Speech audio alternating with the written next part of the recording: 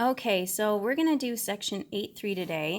And even though I'm not physically there, I feel like you guys just watching the video and filling out notes will be able to get it. It's not quite as easy as finding just the amplitude and period, but it's not really that much far off from there. It's not difficult. So, and I'm sorry if it shakes a little bit because the camera holder I have is kind of has a bungee effect to it, so it might jiggle a little bit. So it's the 23rd.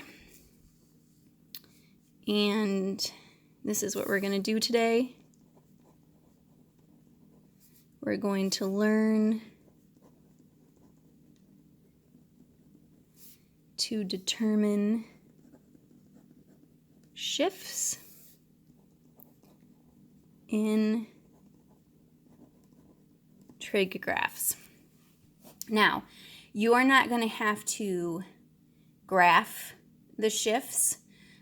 You just have to know where they would shift, how far they would shift on the y-axis or on the x-axis.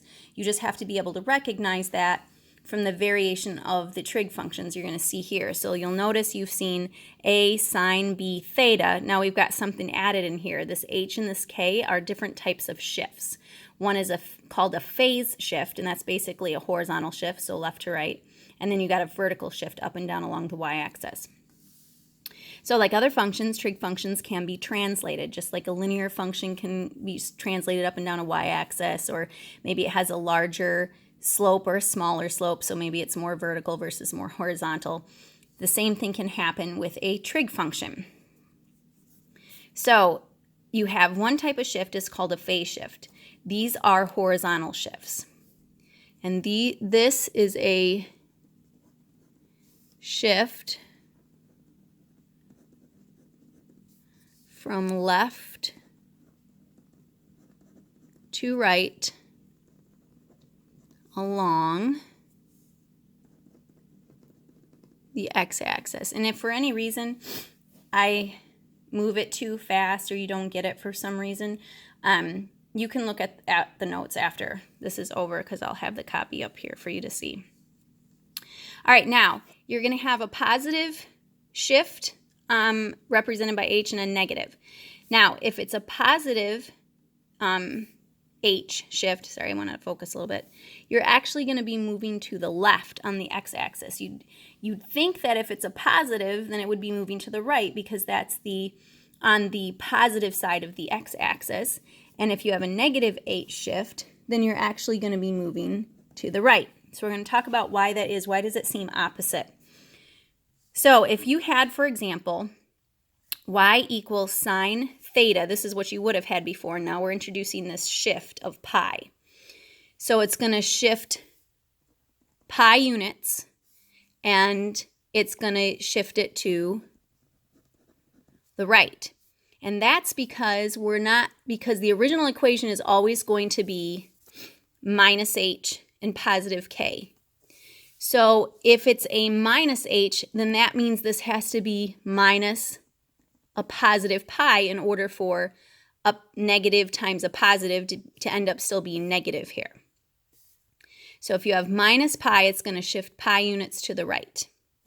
If you have, for example, here, you're going to have positive pi over 4 shifts.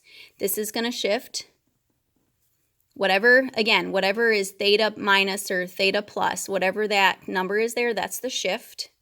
And it's going to shift it to the left. Again, it's positive. It looks like it's a positive pi over 4. So why is it shifting on the negative side of the x-axis? Well, that's because in order to have positive here, because the original equation is always negative, you have to have negative times a negative pi over 4. And a negative times a negative turns it positive. Oops, sorry. Okay, so that is a phase shift or a horizontal shift. And why they don't call it horizontal shift and vertical shift, I'm not sure. But that's what it is in trig. It's called a phase, and that's the horizontal. If it's a vertical shift, then you're looking at the k. So the h is your phase shift. The k gives you your vertical shift. Okay, so if you have, and this one's a little bit easier because you don't have that negative positive sign doesn't tend to change the sign of the other. So if it's a positive shift, or a positive K, it's going to shift up. If it's a negative shift, it's going to shift down. So that one's pretty self-explanatory. So if you have y equals tangent theta, that means there is no phase shift here, just a vertical shift, because you have no set of parentheses, so you don't have this theta minus h. So if you don't have that set of parentheses, that tells you there isn't a phase shift. So if it's plus 2, that means it's going to shift 2 units up because it's positive. If you have this situation, again, no parentheses, so no phase shift, you're going to have shifting 4 units down because you have a negative. So the vertical shifts are much easier to kind of deal with because they do what you assume they would. If it's positive, it's going to go up. If it's negative, it's going to go down. So if we were to use the sine function as an example, we would label each part. So this,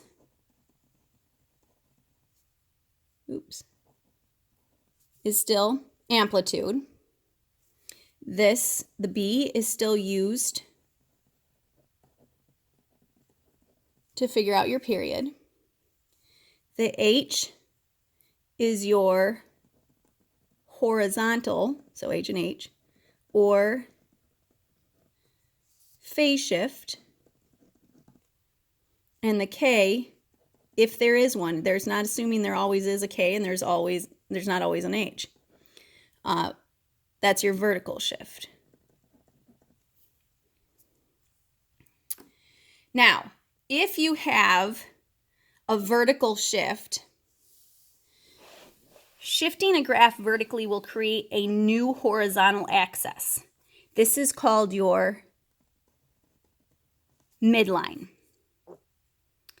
This is the line where it's going to oscillate. So for example, if you had your parent function here, which we've graphed, you start at the origin, you go up to 90 degrees, and your amplitude is 1, cross at 180, trough at 270, and then cross again at 360. What happens is, so this would be your horizontal line here. Okay? As soon as you don't have a phase shift here because there's no set of parentheses to affect your theta angle, plus 4, that just means you're going to have the same exact graph. It's just going to shift up 1, 2, 3, 4. So now your horizontal line is at 4, and so you would act like that didn't exist anymore. Basically, the x-axis shifted up. And you would do the same thing with the sine function. You start at the origin, peak at 90, cross at 180, trough at 270, and then peak at 360. It's just shifted upwards. And the midline is an equation. So it's not a value, and the equation is y equals 4. Just like when we did linear equations, y equals 4 was a horizontal line at 4. It's the same kind of idea. So that's what you're going to be doing. You're going to identifying those things. If they don't have a phase shift or it doesn't have a vertical shift, then you just say none. So on example 1, you'll notice it's asking for amplitude and period. So that's review, and then phase shift and vertical shift. So the amplitude, and it's a sine function, so it has an amplitude of 1/2. So this again still signifies amplitude. That's my A. Then my B is 3. So with sine function, you take 360 degrees divided by the absolute value of your B, which is 3. So its period is 120 degrees. Now, because you don't see any parentheses with this theta, your angle measure there is not being affected. So this does not have a phase shift. It's not shifting from left to right. It's only shifting vertically. And because this says -5, it's going to shift 5 units down. So this gives you the value. This tells you the direction. And the midline is y equals -5. Because if you were to graph this, then that means 1, 2, 3, 4, 5. Instead of your sine function starting here and going up and down, it's now going to start here and go up and down from there. So it's just shifted down. So my new midline is y equals, because it's horizontal, and it's at -5. So this one gives you, the 5 tells you how many units, the negative tells you it's down, and the midline is y equals -5. Not 5, because then it would be shifting up 5. So these two things are related. All right, if we look at number 2, all right, it's a tan function,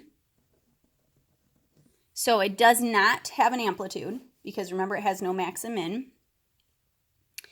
Now the period, you'll notice it's in radians.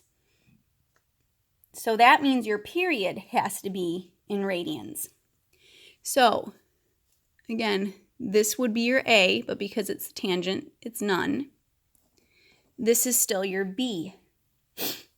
So you would take pi divided by the absolute value of B, and we're using pi because we were given it in radians. So its period is pi over 2. And remember, it's tangent, so it's 180 degrees, or pi divided by your B.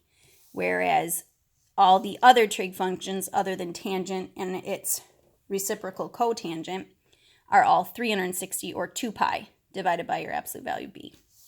All right, now this time we have a phase shift because we have parentheses and it has our theta and it's adding something to it.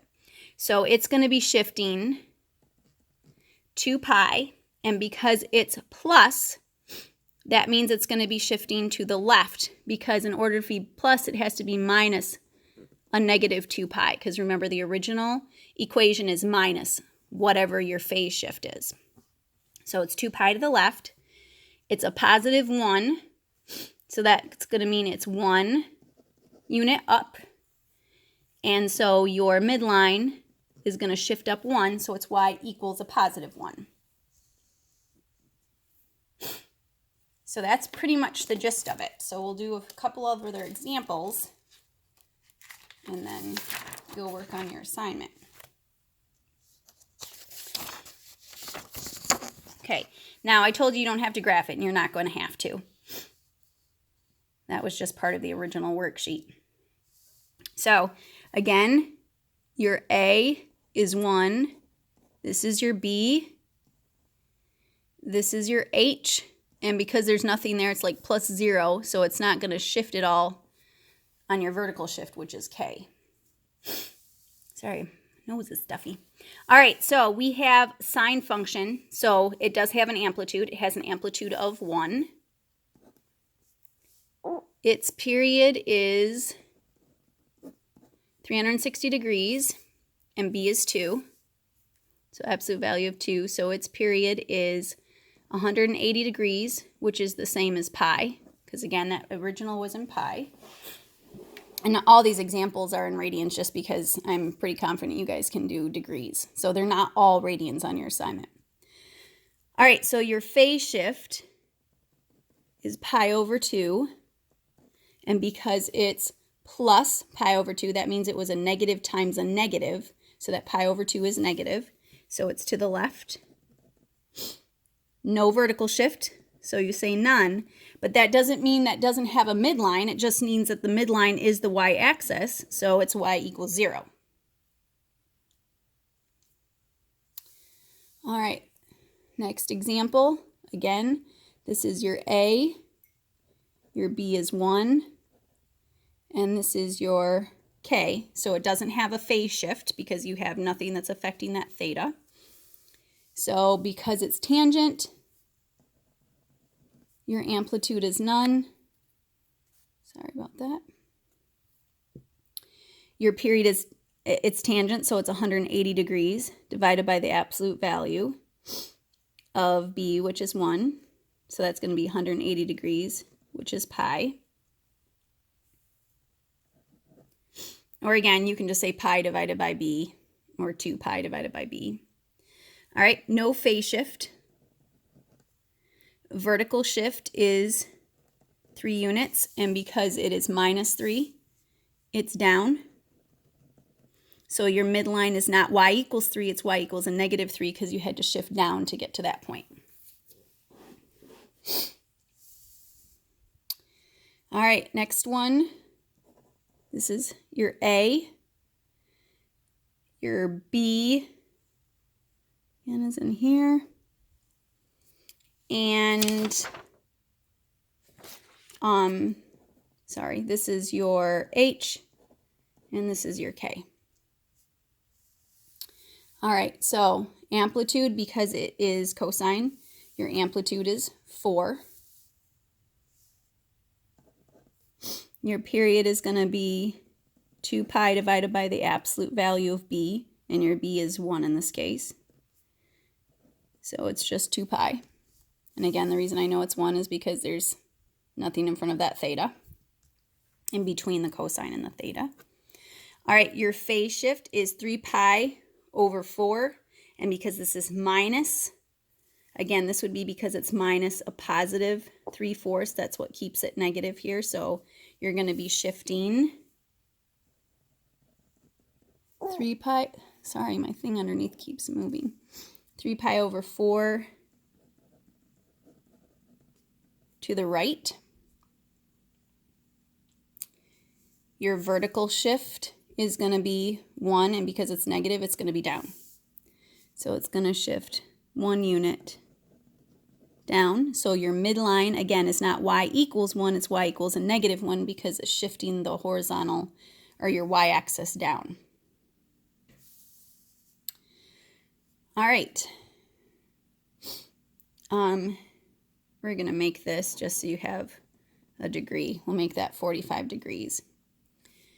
So it's tangent, so that means it's not going to have an amplitude. Its period, again, this is like there's a 1 in front of it.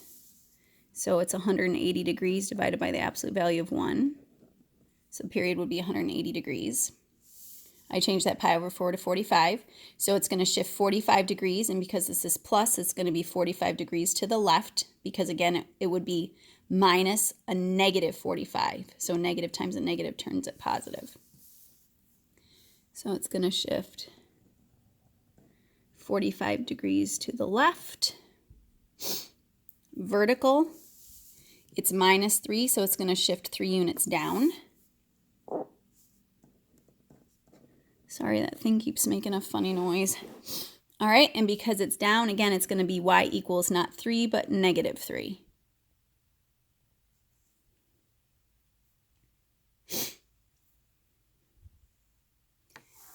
All right, and then the last one, it's sine, so it's going to shift, or it's A, or its amplitude is 5/2. All right, the period is 360 degrees divided by, we'll change this again to make it a degree one, 180 degrees. Your B is 1 there. So it's 360 degrees divided by 1. So that's going to be period of 360 degrees.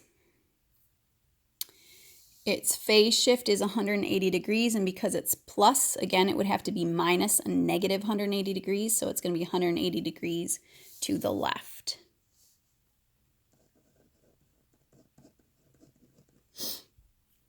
All right, its vertical shift is 2 units, and because it's +2, it's up.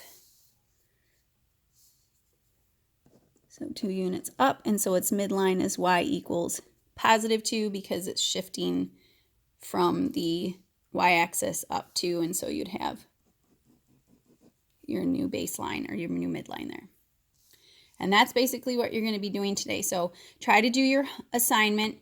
If there's some of you that understood it a little more than others, then work together, help each other out. If you have a couple questions tomorrow, then we'll go over those questions before we go over the answers, and then you'll be starting your graphing project tomorrow, and we'll get to that when I'm back.